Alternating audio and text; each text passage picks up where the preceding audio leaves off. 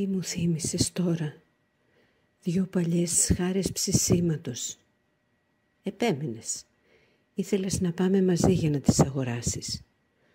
Σου έκανα το χατήρι και ήρθα. Στα Καζατζίδικα, στη Λάρισα. Εκεί υπήρχαν τεχνίτες. Κάποτε, πάνε πια. Εξαφανίστηκαν.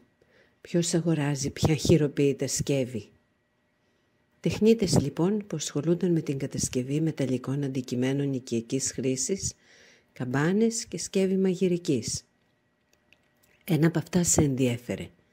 Γιατί? Γιατί με αυτό μας μάζευες όλους γύρω σου. Δεν ενδιέφερε κανέναν το φαγητό. Τσουγκρίζαμε και πίναμε. Και ξετυλίγονταν ιστορίες γύρω από την ψισταριά.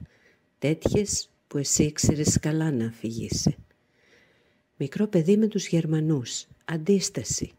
Αργότερα στην Αυστραλία, δουλειά. Στη συνέχεια επιστροφή και οικογένεια. Μεγάλη οικογένεια. Χαρές και λύπες, λύπες και χαρές.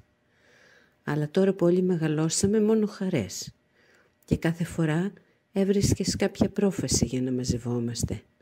Ακούραστος δίπλα στην ψισταριά. Σε βλέπαμε και σε θαυμάζαμε. Αεκίνητος εργάτης.